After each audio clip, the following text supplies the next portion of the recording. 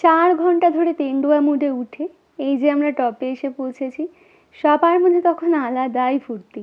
আর এই দেখো এই সাইডটা থেকে আমরা উঠে আসলাম, আর অপোজিট সাইডটা দেখো পুরো বরফে ঢাকা, আলাদাই সুন্দর। আর সঙ্গে ছিল একটা ডুগডুগি, যেটা পুরো রাস্তা বাজাতে বাজাতেই ওঠা হয়েছে।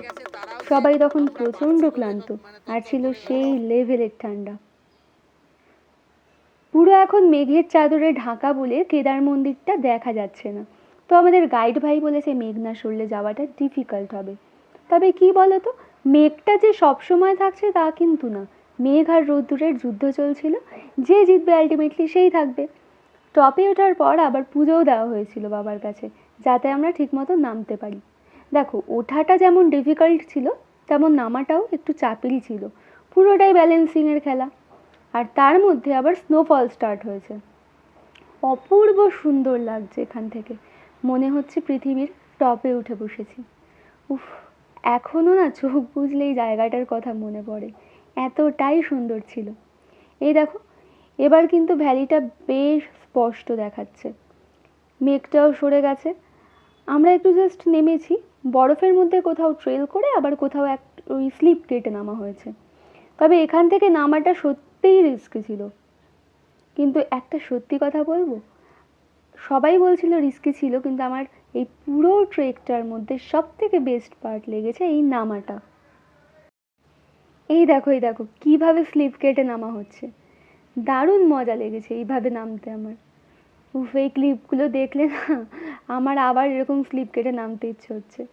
আসলে ছোটোবেলায় পার্কে গিয়েছি, স্লিপ চড়েছি প্রচুর। তো অনেক দিন পর সেই একই মজা, কিন্তু তাও আবার বরফে, এটা ভেবেই ভালো লাগছিল। আচ্ছা, তোমরা কারা কারা স্লিপ চড়তে পছন্দ করো কমেন্ট করে জানিও তো আমায়। এই দেখো সবাই নামছে ধীরে ধীরে, তখন মনে হচ্ছে কতক্ষণের সামনে থেকে সেই স্বপ্নের কেদার মন্দির দেখতে পারবো।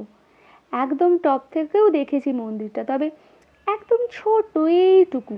সামনে থেকে দেখার অনুভূতিটা হয়তো আরও আলাদা হবে। ওই দূরে দেখো দেখা যাচ্ছে কেদার ভ্যালিটা, আর এটা প্রায় অনেকটা নামার পর ভ্যালিটা আরও ক্লিয়ার দেখা যাচ্ছে। কি সুন্দর লাগছে না বলো। আর এই যে আমরা নেমে এসেছি পুরো পাহাড়টা থেকে নেমেই প্রথম আমরা কালভৈরব মন্দির পেয়েছিলাম। তখন প্রায় 6টা বেজে গেছে, সন্ধ্যা হয়ে এসছে। আমাদের লাক খুব ভালো ছিল যে নেমেই আমরা এই মন্দিরে সন্ধ্যা আরতি দেখতে পেয়েছি।